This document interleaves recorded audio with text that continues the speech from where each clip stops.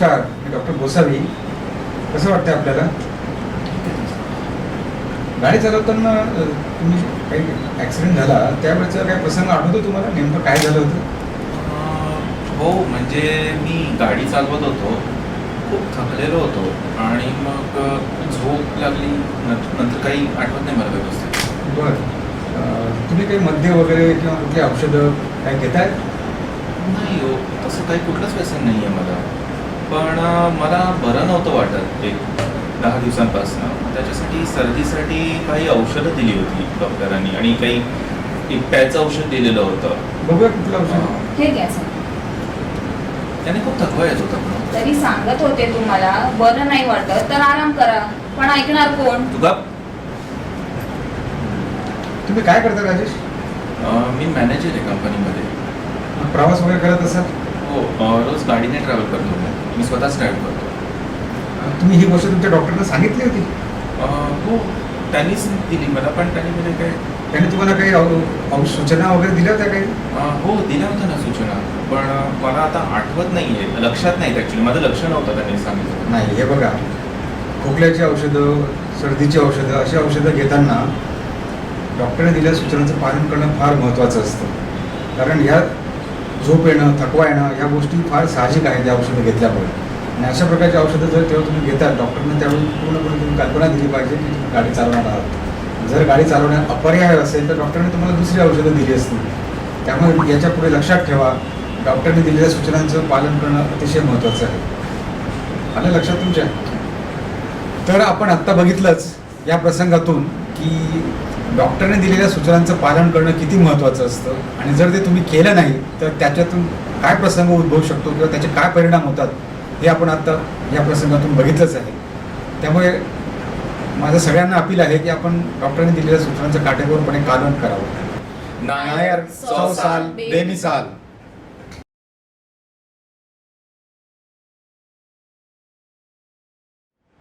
ये मुकेश, बस. नमस्कार डॉक्टर. कसा आहेस? बराच थकलेला दिसतोयस. हो डॉक्टर. 2 महिन्यापूर्वी माझं TBचं निदान झालं डॉक्टर. तेव्हा डॉक्टरांनी औषधं दिली. 1 महिना औषधं घेतली आणि प्रकृतीमध्ये बरीच सुधारणा झाली. बरं वाटलं डॉक्टर. बर, मग पुढे काय झालं? 1 महिन्यानंतर डॉक्टर काही दिवस बरं वाटलं, पण पुन्हा श्वास घ्यायला त्रास, खोकला आणि घाम यायला सुरुवात झाली. काहीतरी करा डॉक्टर. ही औषधं चालू आहेत ना? नियमितपणे घेतोयस ना? 1 महिना घेतली हो मी डॉक्टर, पण मग बरं वाटलं. आणि शेवटी ही इंग्लिश औषधं आहेत. माझी आजी म्हणते जास्त घेतली तर शरीरावर वाईट परिणाम होतो. मग बरं वाटल्यानंतर पुन्हा कशाला घेणार मी? अरे, इथेच तर चुकलास मित्रा. मी तुला ही औषधे 2 महिने घेऊन मला भेटण्यास सांगितलं होतं आणि तुझी ट्रीटमेंट 6 महिन्याची असेल असं स्पष्टपणे सांगितलं होतं आणि इथे मी स्पष्टपणे नमूद सुद्धा केलं होतं. पण बरं वाटत होतं डॉक्टर मला. आणि महाग आहे ती औषधं, परवडत नाही आम्हाला. अरे, काही कारणास्तव डॉक्टर औषधाचा एक ठराविक कालावधी सांगतात. आता तूच सांग, अंकुर फुटल्यावर आपण रोपट्याला खतपाणी देणं बंद करतो का? नाही ना. तसंच औषधाचं असतं. क्षयरोग किंवा TB ज्या जंतूमुळे होतो त्याचा समूळ नाश करण्यासाठी डॉक्टर औषधाची ठराविक मात्रा आणि कालावधी सांगतात. सुरुवातीचे 2 महिने आणि नंतरचे 4 महिने अशी एकत्रितपणे 6 महिने घ्यायची असतात. ती तू अर्धवट सोडलीस आणि पुन्हा आजारी पडलास. यात नुकसान कोणाचं झालं? तुझंच ना. आता ही सर्व औषधे पुन्हा एकदा तुला घ्यावी लागतील. यात त्रास कोणाचा वाढला? तुझाच ना. आता मी तुला एक चांगला सल्ला देतो. तू नायर हॉस्पिटलमध्ये जा. तिथे श्वसनविकार विभाग आहे. तेथील तज्ज्ञ डॉक्टर तुझी तपासणी करतील आणि तुला योग्य तो सल्ला देतील. आणि हो, सर्व औषधे मोफत मिळतील आणि माझी 100% खात्री आहे तू पूर्णपणे बरा होशील. डॉक्टरांनी दिलेल्या सूचनांचं तंतोतंतपणे पालन करणं हे अत्यंत महत्त्वाचं असतं. नायर 100 साल बेमिसाल.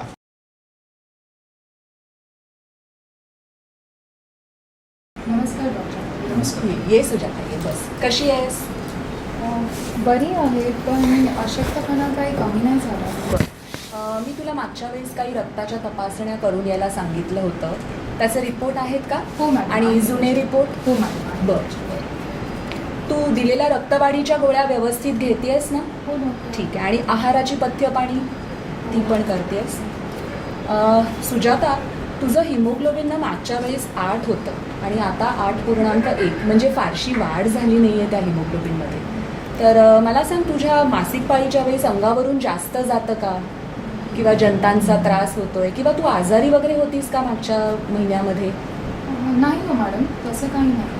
पण या गोळ्या घेतल्यापासून खूप जळजळ होते. अच्छा, पण मग काय करतेस त्याच्यासाठी? ह्यांनी गोळ्या आणल्या दुकानातून, इथे मी आराम करते. मॅडम या जळजळीसाठी ती गोळ्या घेते. बरं, कोणी सांगितलं या गोळ्या घ्यायला तुम्हाला? तुम्ही सांगायची काय गरज आहे मॅडम, या बाजारात सहज उपलब्ध आहेत आणि जळजळीसाठी गुणकारी आहे. बरोबर आहे, जळजळीसाठी या गोळ्या घेणं अगदी बरोबरच आहे. पण कसं आहे माहिती आहे सुजाता, या साठीच्या गोळ्या आणि रक्तवाढीच्या आयर्नच्या गोळ्या ज्या तू घेतेस ना, त्या दोन्ही गोळ्या एकत्र घेतल्या ना तर रक्तामध्ये आयर्नचं तेवढं शोषण होत नाही आणि त्यामुळे शरीराला आयर्नचा तेवढा हवा तेवढा पुरवठा मिळत नाही. त्यामुळे कसं होत आहे सुजाता, तुझं हिमोग्लोबिनही वाढलं नाही आहे, अशक्तपणाही कमी झालेला नाही आहे. म्हणजे या गोळ्या आणि आयर्नच्या गोळ्या यामध्ये जर 2 ते 3 तासाचं अंतर ठेवलं ना तर मग हा त्रास जाणवतो. 2 किंवा अधिक औषधं एकत्र घेतल्यास बऱ्याच वेळेला एक औषध दुसऱ्या औषधाचा प्रभाव कमी किंवा जास्त करू शकतो आणि म्हणूनच नेहमी डॉक्टरांच्या सल्ल्यानेच औषधं घ्यावी, त्यांच्या सल्ल्याशिवाय औषधं घेऊ नये. नायर 100 साल बेमिसाल.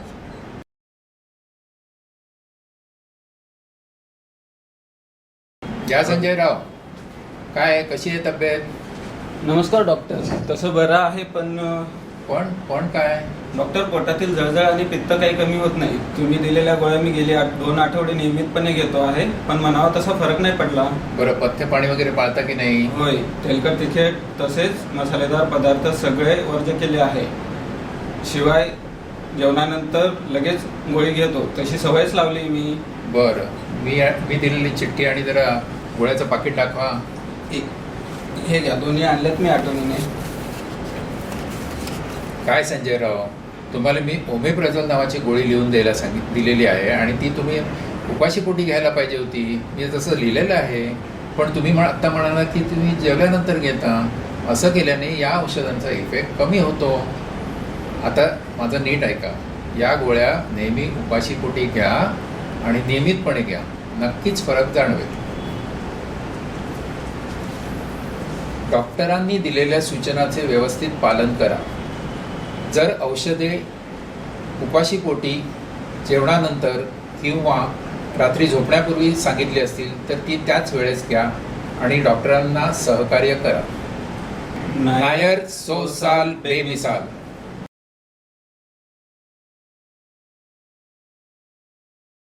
नमस्ते डॉक्टर साहब.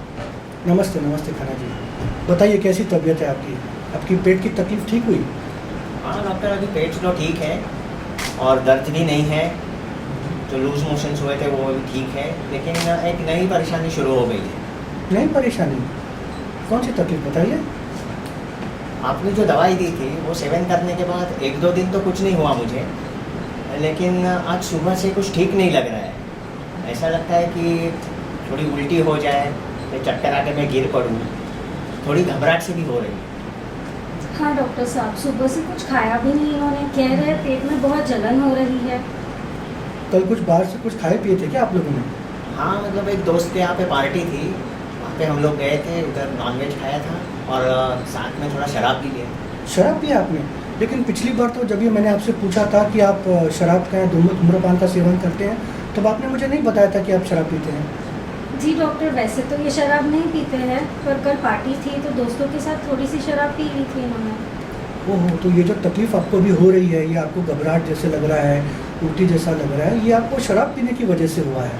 क्योंकि जो दवाई मैंने आपको पिछली बार दी थी, मेट्रोनिडाज़ोल की दवाई, उसका शराब के साथ बुरा असर होता है, जो आप में हुआ है. क्या शराब पीने से ऐसी तकलीफ होती है डॉक्टर? जी हाँ, आपको ये तकलीफ़ शराब की वजह से हुई है. अभी बहुत सारी दवाइयाँ ऐसी रहती हैं जिनके साथ आप शराब नहीं पी सकते, क्योंकि उन दवाइयों का बुरा असर होता है. मैं आपको समझाता हूँ. जैसे कि एंटी हिस्टामिनिक्स की गोली जो हम सर्दी के मरीज को देते हैं, एंटी डिप्रेशंस की दवाइयाँ जो हम डिप्रेशन के मरीज को देते हैं, सिडेटिव्स जो हम नींद नहीं आने की बीमारी के मरीज को देते हैं। अब इन सारी दवाइयों का असर जो होता है वो शराब पीने के बाद बढ़ जाता है। अब आप सोचो, अगर ये मरीज ड्राइविंग का काम कर रहा हो या किसी फैक्ट्री में मशीन पे काम कर रहा हो तो शराब पीने के बाद इन दवाइयों का असर बढ़ जाता है और एक्सीडेंट होने की संभावना ज़्यादा होती है इन मरीजों में। ये छोड़िए, डायबिटीज़ की दवाइयाँ, इंसुलिन इंजेक्शन या सल्फोनिलयूरियाज की गोलियाँ जो हम डायबिटीज़ के मरीज को देते हैं, इन दवाइयों का भी असर शराब पीने के बाद बढ़ जाता है।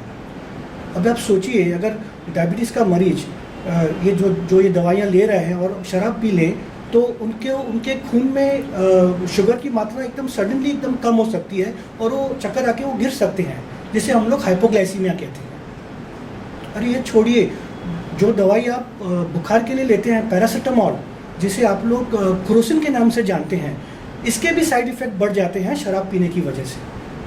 तो अगर आपने मुझे पिछली बार बता दिया होता कि आप शराब पीते हैं तो मैं आपको इस दवाई के साथ शराब न लेने की सलाह देता था। ओ डॉक्टर साहब सॉरी, हमें तो पता ही नहीं था कि दवाई के साथ शराब थोड़ी सी पी लेने से इनको इतनी तकलीफ हो सकती है। बिल्कुल बिल्कुल, ये शराब की वजह से ही ये तकलीफ हुई है। तो अगली बार इस बात का ध्यान रखिए, कोई भी महत्वपूर्ण जानकारी अपने डॉक्टर से आप नहीं छुपाइए। जैसे कि आपकी कोई पुरानी बीमारी, उस बीमारी का इलाज, अगर आपको किसी दवाई से एलर्जी है, अगर आप शराब या धूम्रपान का सेवन करते हैं, ये जानकारियाँ बहुत ज़रूरी है और इससे आपके इलाज पर प्रभाव हो सकता है। तो अभी खन्ना जी, अभी ये जो तकलीफ़ आपको हो रही है ये 2-3 दिन में अपने आप ठीक हो जाएगी, जब शराब का असर आपके शरीर में पूरा ख़त्म हो जाएगा। तो अभी आप 2-3 दिन घर पे आराम कीजिए, ठीक है? ठीक है डॉक्टर साहब, थैंक यू। शुक्रिया। नायर के 100 साल बेमिसाल।